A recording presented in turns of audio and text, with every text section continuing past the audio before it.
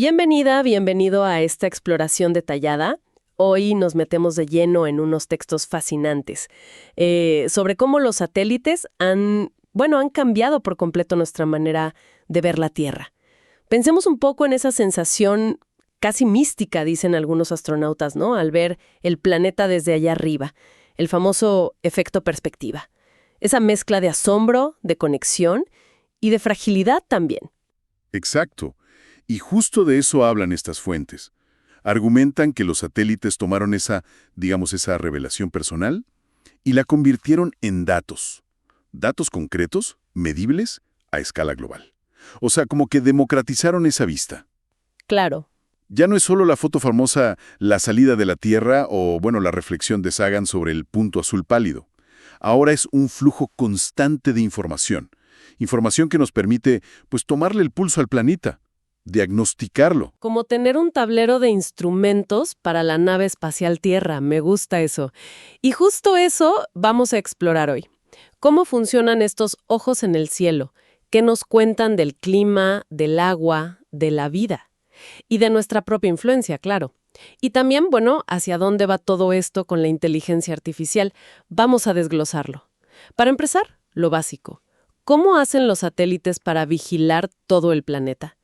Me imagino que no es tan simple como poner una cámara ahí arriba y ya está. La órbita tiene que ser súper importante, ¿verdad? Fundamental.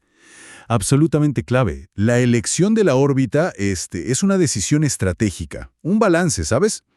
Entre qué quieres ver y con qué frecuencia necesitas verlo. Hay, tres tipos principales. Primero, la órbita terrestre baja, LEO por sus siglas en inglés. LEO. Sí, LEO. Están bastante cerca, entre unos 100 y 2.000 kilómetros de altura. Ideal si buscas detalles finos. Ajá. Ver edificios, por ejemplo, o campos de cultivo específicos. Misiones como Landsat, Sentinel operan ahí. Cerca para ver bien los detalles. Tiene lógica. Pero pasan muy rápido, entonces. Exacto. Esa es la cuestión. Pasan volando sobre un punto. Así que no pueden quedarse mirando el mismo lugar todo el tiempo. Landsat, por ejemplo, pasa por el mismo sitio cada 16 días. Sentinel-2, un poco más seguido, cada 5 días. Entiendo. Para tener una visión continua, necesitas irte mucho, mucho más lejos. ¿Y eso nos lleva a dónde? A la órbita geoestacionaria. Geo, altísima. Hablamos de casi 36.000 kilómetros sobre el ecuador. A esa altura, fíjate, un satélite gira exactamente al mismo ritmo que la Tierra. Entonces, desde acá abajo, parece que está quieto en el cielo, siempre sobre el mismo punto. Claro, como los de comunicaciones o los del clima. Exacto. Perfecto para los satélites meteorológicos, los GOES, por ejemplo. Necesitan seguir cómo evoluciona una tormenta o un frente nuboso hora tras hora. La desventaja, obvio, es que desde tan lejos, pierdes mucho detalle en el terreno.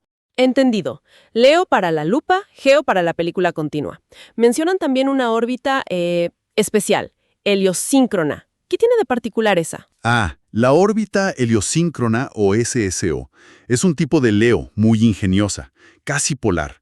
Su gran ventaja, y esto es clave, es que siempre pasa sobre un lugar determinado a la misma hora solar local. ¿A la misma hora? ¿Para qué sirve eso? Imagínate que quieres comparar imágenes de un bosque, año tras año, para ver si hay deforestación, por ejemplo. Si una foto la tomas por la mañana y otra al atardecer, las sombras, la luz, todo va a ser diferente. Haría muy difícil la comparación. Claro. La SASO elimina ese problema. Asegura que las condiciones de luz solar sean consistentes. Por eso la usan satélites como Landsat y Sentinel-2. Es crucial para estudios de cambio a largo plazo. Claro. Como asegurarse de que todas las fotos se tomen con el mismo flash para poder compararlas bien. Ok, ahora, la órbita define el cuándo y el dónde. Pero, ¿qué usan para ver? Porque no son cámaras normales, ¿o sí? Mencionan que ven cosas que nosotros no podemos ver. Correcto. Van mucho más allá de lo que ven nuestros ojos. Piensa que cada material, el agua, una roca, un tipo de planta, suelo húmedo versus suelo seco, cada uno interactúa con la energía, con la luz solar, con el calor, de una manera única. Refleja, absorbe, emite energía en diferentes colores o longitudes de onda. Ajá. Muchas de esas son invisibles para nosotros. Esa es su firma espectral. como la huella dactilar, pero de luz. Y los satélites llevan sensores diseñados específicamente para leer esas firmas. ¿Y cómo las leen? ¿Qué tipos de sensores hay? Bueno, hay dos enfoques principales, digamos. Están los sensores pasivos, esos detectan energía que ya está ahí. Por ejemplo, la luz del sol que rebota en la Tierra. Ok, como escuchar lo que ya hay. Exacto. Los más comunes son los ópticos o multiespectrales, como los de Landsat Sentinel-2. Capturan luz en varias bandas anchas, incluyendo el infrarrojo cercano. Ese es invisible para nosotros, pero súper útil para ver la salud de la vegetación, por ejemplo. Pero tienen limitaciones, ¿no? Las nubes, la noche. Claro. Esa es la principal. Necesitan luz solar y, bueno, las nubes les estorban bastante. Luego están los térmicos. Esos miden directamente el calor emitido. Son geniales para detectar incendios, volcanes, incluso de noche. Pero las nubes también los afectan. Mencionan también unos que sonan muy potentes, hiperespectrales. Sí, lo son. En lugar de unas pocas bandas anchas, como los multiespectrales, estos capturan cientos de bandas espectrales, muy finitas y continuas. Es como pasar de ver solo rojo, verde y azul a ver todos los tonos posibles de rojo, verde, azul y más allá. ¡Wow! Esto te da una firma espectral tan detallada, tan específica, que permite identificar materiales concretos. Ciertos minerales, por ejemplo, o hasta tipos de plásticos. La misión EMIT en la Estación Espacial es un ejemplo. El desafío, claro, es que generan una cantidad de datos enorme. Entendido. Esos son los pasivos, los que escuchan la luz y el calor naturales. ¿Y los activos? ¿Esos qué hacen? Esos crean su propia señal. El campeón aquí, digamos, es el radar de apertura sintética, SAR. Emite un pulso de microondas y luego escucha el eco que vuelve de la superficie. Microondas. Sí. Y su superpoder, su gran ventaja, es que las microondas atraviesan las nubes, la lluvia, el humo, y funcionan igual de día que de noche. Atravesar nubes. Eso debe ser increíblemente útil, sobre todo en zonas tropicales o en emergencias. Vital. En la gestión de desastres es fundamental. Imagínate una gran inundación. Y está lloviendo a cántaros, todo nublado, los sensores ópticos no verían nada. Cero. Pero el SAR, de satélites como Sentinel-1 o el SACOM argentino, Ajá. puede mapear la extensión exacta del agua. El agua aparece oscura en las imágenes de radar porque refleja las microondas lejos del satélite. Y lo hace casi en tiempo real. Eso guía los rescates, ayuda a evaluar daños. Increíble. ¿Y para qué más sirve el SAR? Para muchas cosas. Es clave para monitorear la deforestación en zonas tropicales, que casi siempre están nubladas, para seguir el hielo marino, y hay técnicas como el INSAR, que comparan imágenes SAR tomadas en momentos diferentes. Pueden detectar movimientos del suelo de milímetros. Milímetros. Movimientos del suelo. Sí. Eso puede avisar de posible actividad volcánica, por ejemplo, o de deslizamientos de tierra. Es una herramienta muy poderosa, aunque las imágenes de radar a veces son complejas de interpretar. Fascinante. Y mencionan también LIDAR y altímetros. Esos miden altura, ¿no? ¿Con qué precisión? Con una precisión asombrosa. A veces hablamos de centímetros. Emiten un pulso ya sea de láser, LIDAR, o de radar, altímetro, y miden cuánto tarda en volver ese pulso. Así calculan distancias verticales. ¿Y para qué se usa esa precisión? Pues se usan para medir el nivel del mar con una exactitud increíble, clave para entender el cambio climático, o para mapear la altura y el grosor de las capas de hielo, los glaciares, como hace ISAT-2.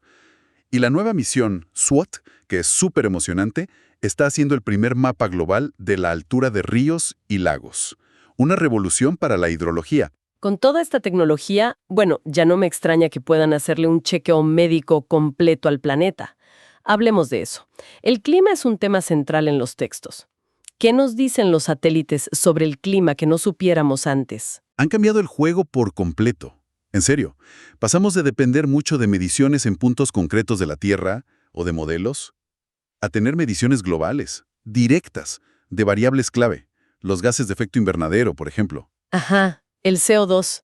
Antes, las emisiones de CO2 se estimaban más que nada. Ahora, misiones como OCO2 y OCO3 pueden mapear las concentraciones de CO2 y con una precisión tal que identifican fuentes puntuales grandes, ciudades, centrales eléctricas. Es como una herramienta de verificación independiente. ¿Y qué hay del metano? Se habla mucho, mucho de su impacto últimamente. Sí, es el segundo gas que más contribuye al calentamiento global. Y es muy potente a corto plazo. Hay nuevas misiones como Metansat o instrumentos como EMIT que están diseñados específicamente para detectar y cuantificar fugas de metano. Sí, sobre todo de la industria del gas y el petróleo, pero también de vertederos, de la agricultura. Esto apunta a una transparencia que antes era impensable. Y no olvidemos la calidad del aire. Instrumentos como Tropomí en el Sentinel-5P miden contaminantes como el NO2 diariamente. Los mapas globales de NO2 durante los confinamientos por COVID, fueron una demostración visual impactante de cómo afecta nuestra actividad, ¿no? Totalmente. Ver eso a escala planetaria fue tremendo. Y el hielo, la criosfera. ¿Las noticias son tan malas como parecen a veces? Pues mira, los datos satelitales son contundentes y documentan una aceleración del deshielo que es preocupante. Ya desde los 90, los primeros satélites mostraban pérdidas. Ahora, con altímetros de radar y láser más avanzados, Cryosat-2, ICESat-2, medimos cómo se adelgazan las capas de hielo en Groenlandia y la Antártida con muchísima precisión. Pero lo más asombroso, quizás, es la gravimetría. Espera, ¿no es qué? Gravimetría. Miden la gravedad desde el espacio para pesar el hielo. ¿Cómo funciona eso? Suena a ciencia ficción, ¿verdad? Pero sí. Las misiones GRACE y su sucesora, GRACE-FO, son dos satélites gemelos. Vuelan uno detrás del otro y miden constantemente la distancia entre ellos, con una precisión increíble, de micras. Cuando pasan sobre una zona con más masa, como una capa de hielo muy gruesa, la gravedad tira un poquito más fuerte del primer satélite. Y eso aumenta momentáneamente la distancia entre los dos. Al medir esos cambios minúsculos en la gravedad, pueden calcular cambios en la masa de hielo y de agua que hay debajo. ¡Qué locura! Es increíble. ¿Y cuál es el veredicto de esa báscula espacial? El resultado es uno de los hallazgos más importantes de la ciencia climática reciente, sin duda. Desde 2002, que empezaron las mediciones de GRACE, Groenlandia está perdiendo hielo a un ritmo de, unas 267 gigatoneladas por año. Gigatoneladas. 1.000 millones de toneladas cada año. Y la Antártida, unas 136 gigatoneladas por año. Y toda esa agua, claro, va directa al mar. Es una de las principales causas del aumento del nivel del océano que estamos viendo. Lo que nos lleva directo a los océanos. ¿Qué más miden ahí, además de ver el hielo que se derrite? Dos cosas fundamentales: la altura y la temperatura. La altura, como te decía, con los altímetros. Desde los años 90 tenemos una serie continua de satélites, Topex, Poseidon, Jason, ahora Sentinel-6, midiendo el nivel del mar global. Y el resultado es una curva ascendente clarísima. Más de 10 centímetros de aumento promedio global desde 1993. Y lo más preocupante, la tasa de aumento se está acelerando. 10 centímetros pueden no sonar a mucho, pero a escala global. Exacto. Y se debe en parte al agua del deshielo que comentábamos, y en parte a que el agua, al calentarse, se expande, la expansión térmica. ¿Y la temperatura? ¿También la miden? Sí, claro, con radiómetros. Satélites como los de NOAA, Sentinel-3, MODIS, mapean la temperatura de la superficie del mar, la TSM, a diario y globalmente. Esto es crucial para predecir la intensidad de los huracanes, entender fenómenos como el Niño, o monitorizar las olas de calor marinas que causan el blanqueamiento de los corales. Los datos confirman sin lugar a dudas el calentamiento de los océanos. Incluso las grandes corrientes oceánicas se pueden mapear indirectamente con la altimetría. Es abrumadora la cantidad de información. Mencionan en los textos que la continuidad de estas misiones, tener datos de décadas, es lo que permite construir esos registros climáticos largos en los que se basan informes como los del IPCC, ¿no? Exactamente. Sin esa continuidad, no tendríamos la perspectiva a largo plazo que es esencial para entender el cambio climático. ¿Y qué pasa con el agua dulce? ¿También la vigilan tan de cerca? Absolutamente. Monitorizan prácticamente todo el ciclo hidrológico. Tenemos satélites que miden la precipitación, lluvia y nieve casi globalmente cada media hora, como GPM, esencial para alertas de inundación, seguimiento de sequías. Ajá. Otros miden la humedad del suelo usando microondas, SMAP o el SAOCOM argentino, vital para la agricultura, para el riesgo de inundación. Se mapea la cobertura de nieve, que es importante para gestionar los embalses. Se estima cuánta agua devuelven las plantas a la atmósfera, la evapotranspiración. Mencionaste el agua subterránea antes. ¿Cómo ven eso desde el espacio? Sigue pareciéndome increíble. Es indirecto, pero sí funciona. Usan la misma técnica de gravimetría de Grace y Grace-Cephau, que para el hielo. Miden la masa total de agua en una región, la superficial, la del suelo y la subterránea. Como otros satélites miden bastante bien el agua superficial y la del suelo, pues, restando esas cantidades de la masa total, pueden inferir los cambios en los acuíferos profundos. Ah, claro, por diferencia. ¿Y qué han encontrado? India, Oriente Medio, zonas donde se está extrayendo agua subterránea mucho más rápido de lo que se recarga. Y la nueva misión SWOT, como te decía, promete revolucionar la hidrología mapeando ríos y lagos con un detalle sin precedentes. Pasemos ahora a la vida en la Tierra, a la biosfera. ¿Cómo ayudan los satélites a entender y quizás proteger los ecosistemas? Bueno, actúan como nuestros ecólogos globales, podríamos decir.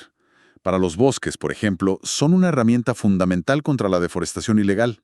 Plataformas como Global Forest Watch usan datos de Landsat, de Sentinel, los combinan con algoritmos y detectan la pérdida de cobertura forestal casi en tiempo real. Pueden hasta enviar alertas. En tiempo real. Casi. Con días o semanas de diferencia. Y no solo ven dónde se corta, sino que usando índices basados en cómo reflejan la luz las plantas, pueden evaluar la salud de los bosques o identificar áreas buenas para reforestar. Suena muy útil para la conservación. Y en la agricultura, mencionaste algo antes. Sí, han impulsado muchísimo la llamada agricultura de precisión. Hay un índice muy famoso, el NDEB. Mide básicamente qué tan verde y densa está la vegetación. Los agricultores usan mapas satelitales de NDEB para ver qué partes de sus campos necesitan más o menos fertilizante, o más o menos agua. Ah, para no echar de más. Exacto. Pueden aplicar los insumos de forma variable, solo donde hace falta. Y eso, pues, ahorra dinero, aumenta los rendimientos y, muy importante, reduce la contaminación por exceso de fertilizantes o pesticidas. ¿Y qué hay de ecosistemas más frágiles? ¿O de la biodiversidad en general? También aportan mucho. Para los arrecifes de coral, por ejemplo. Los satélites que miden la temperatura del mar, los que usa Coral Reef Watch de NOAA, dan alertas tempranas de olas de calor. Esas olas de calor pueden causar blanqueamiento masivo de corales. Y otros sensores ópticos pueden incluso detectar directamente el cambio de color del coral cuando se blanquea. Y para seguir animales también. Sí, con la telemetría satelital. Se les ponen pequeños transmisores a ballenas, aves migratorias, tortugas marinas, animales que se mueven mucho. Y sistemas como Argos rastrean sus movimientos por todo el planeta. Así se descubren rutas migratorias, hábitats críticos que necesitan protección, y en general ayudan a mapear variables importantes para la biodiversidad, como la fragmentación de los hábitats, ver cómo se van rompiendo los ecosistemas. Impresionante. Y no solo ven la naturaleza, los textos dicen que también reflejan nuestra propia actividad, nuestra huella, por así decirlo. Exactamente. Son como un espejo de nuestra civilización, en cierto modo. Comparando imágenes de distintas fechas, eso se llama análisis multitemporal. Se puede mapear con mucha precisión cómo crecen las ciudades. La expansión urbana. ¿Sí? ¿A qué velocidad crecen? Si lo hacen de forma compacta o si se desparraman por el territorio, lo que llaman sprawl. Y esa información es oro puro para la planificación urbana. Donde hacen falta nuevas carreteras, hospitales, escuelas, donde hay que preservar espacios verdes, o cómo afecta el aumento de superficies impermeables, como el asfalto, al riesgo de inundaciones en la ciudad. Claro, porque el agua no se filtra. Y la contaminación. Ya hablamos del aire. Pero también en otras formas. La contaminación lumínica, por ejemplo. Hay sensores nocturnos como VIIRS que produce esos mapas tan famosos de la Tierra de noche, el Black Marble de la NASA. Permiten cuantificar cuánta luz artificial hay, dónde está, y estudiar cómo afecta a los ecosistemas o incluso nuestra salud. ¿Y en el mar? En el mar, el radar SAR es muy bueno detectando derrames de petróleo. Aparecen como manchas oscuras y lisas en la superficie del agua, porque calman las olas. Y se está investigando mucho, aunque es más difícil, para poder detectar también la acumulación de plásticos en los océanos. Ahora entiendo mucho mejor cómo toda esta tecnología se vuelve crucial en momentos de crisis. Hablemos un poco de la gestión de desastres. Incendios forestales, por ejemplo. Antes del incendio, los satélites ayudan a evaluar el riesgo. Miden qué tan seca está la vegetación, la humedad del suelo. Ajá, para prevenir. Exacto. Durante el incendio, los sensores térmicos detectan los focos activos, casi en tiempo real. Hay sistemas como FIRMS, de la NASA, que distribuyen estas alertas globalmente, a veces en cuestión de minutos. También siguen la dispersión del humo, que es crucial para la salud pública. Y después del incendio, mapean con precisión el área que se quemó y la severidad del daño. Información clave para planificar la recuperación, la reforestación. Impresionante el ciclo completo. Y para inundaciones, me decías que el radar era la clave. Fundamental. El SAR, por ejemplo, de Sentinel-1, puede ver a través de las nubes de la tormenta, de la oscuridad, y mapear la extensión del agua en cuestión de horas. Esa información es vital para dirigir a los equipos de rescate a las zonas más afectadas para evaluar rápidamente los daños. ¿Y huracanes, volcanes? Para huracanes, los satélites geoestacionarios, los GOES, Himawari, son nuestros centinelas permanentes. Vigilan su formación sobre el océano, siguen su trayectoria, estiman su intensidad. Permiten emitir alertas tempranas que salvan vidas.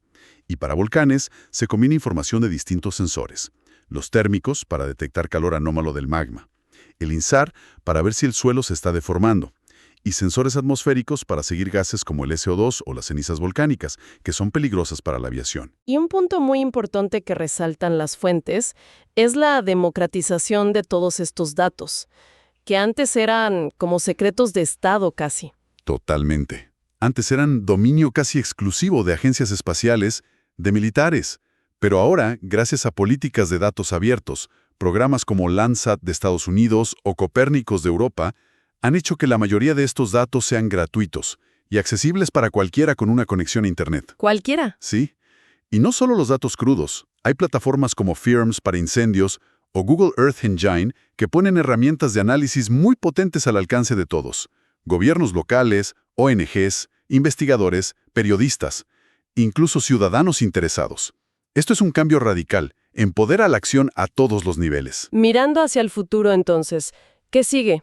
Los textos hablan de una nueva era impulsada por la inteligencia artificial. Exacto. Estamos entrando en una fase donde la clave ya no es solo tener más y más datos, que ya son muchísimos, una avalancha, sino sacarle significado, más rápido y de forma más inteligente. La sinergia entre todos estos datos satelitales, los algoritmos de IA y el poder de la computación en la nube, eso es lo que define el futuro. El Foro Económico Mundial y el MIT identificaron tendencias clave. Sensores aún más sofisticados, claro. IA y Machine Learning aplicados masivamente. Procesamiento de datos en el propio satélite, lo que llaman Edge Computing. Satélites más pequeños y ágiles, los CubeSats. Pero también plataformas más grandes y potentes. Hablan de gemelos digitales de la Tierra para simular escenarios. Es fascinante. Suena muy avanzado, sí.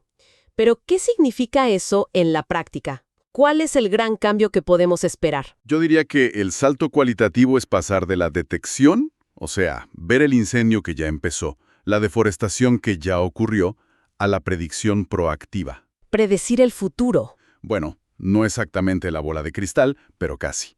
La IA puede analizar patrones súper complejos en décadas de datos, datos de múltiples satélites, temperatura, humedad, vegetación, vientos, de todo.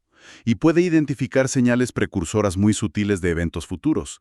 Un riesgo elevado de incendio en una zona concreta la próxima semana, una posible sequía que se está gestando, una predicción mucho más precisa del rendimiento de las cosechas meses antes de la cosecha. Eso abre la puerta a actuar antes, ¿no? Exacto. Abre la puerta a la acción preventiva, a prepararse, a mitigar el impacto antes de que ocurra. Y estos datos, estas predicciones, ya no son solo para los científicos encerrados en sus laboratorios. Para nada. Se están convirtiendo en un pilar de la gobernanza global. Y también de la economía. En política, por ejemplo, permiten la verificación independiente de compromisos internacionales, como los acuerdos climáticos. ¿Cómo? Bueno, con misiones como MethaneSat, vigilando las emisiones reales de metano de cada país o región. O con satélites verificando si se cumplen las nuevas regulaciones sobre productos libres de deforestación, como la de la Unión Europea. Ayudan a combatir la pesca ilegal, a vigilar vertidos de petróleo. ¿Y en el desarrollo sostenible, en la economía? Son cruciales para monitorear si avanzamos hacia los Objetivos de Desarrollo Sostenible de la ONU. Agua limpia, ciudades sostenibles, acción climática, vida submarina, vida terrestre. En la economía, influyen en los mercados de materias primas. Imagínate, predecir mejor las cosechas. En el sector de seguros, para evaluar riesgos y daños por desastres naturales. En la planificación de grandes infraestructuras. Y no hay que olvidar su rol en la justicia ambiental y social. ¿Cómo así? Pues proporcionan pruebas visuales, evidencia, para el periodismo de investigación, para el activismo, que denuncian, por ejemplo, la minería ilegal o la tala ilegal en zonas remotas. Le ponen cara y lugar a los problemas. Así que, volviendo al principio de nuestra conversación, ese efecto perspectiva de los astronautas, esa visión global, holística, ahora la hemos traducido a datos, a un monitoreo constante, detallado, casi en tiempo real. Hemos construido, como decíamos al inicio, ese tablero de mandos para la nave espacial Tierra. Sí. Y las lecciones que nos gritan esos datos son, bueno, son bastante claras, ¿no? Vivimos en un sistema finito, intrincadamente conectado y sorprendentemente frágil. Nuestras acciones locales, aquí, tienen consecuencias globales medibles, allá. El deshielo en Groenlandia afecta las costas de Bangladesh, de Florida, de todas partes. Claro. La deforestación en el Amazonas influye en los patrones de lluvia en California o en el Cono Sur. Las emisiones de una central eléctrica aquí contribuyen al calentamiento de todo el planeta. Ya no hay dónde esconderse, digamos. La ignorancia ya no puede ser una excusa válida. Tenemos la información, tenemos las imágenes y cada vez más, como dices, la capacidad de predecir las consecuencias gracias a la IA. El gran desafío entonces parece ser la voluntad política, social, colectiva, para actuar en consecuencia con lo que vemos. Exacto. La observación satelital nos ofrece el diagnóstico. Y cada vez más, el pronóstico. Nos está mostrando el camino. Nos recuerda constantemente nuestra responsabilidad como tripulantes de este único hogar que tenemos. Es una llamada a la acción, pero basada en evidencia sólida. Nos deja pensando, si ahora podemos ver y predecir nuestro impacto colectivo con este nivel de detalle sin precedentes, que sigue aumentando, ¿cómo debería cambiar fundamentalmente la forma en que las naciones, las industrias y quizás hasta cada uno de nosotros planifica, opera y rinde cuentas en el futuro cercano? Una pregunta que queda flotando para seguir explorando.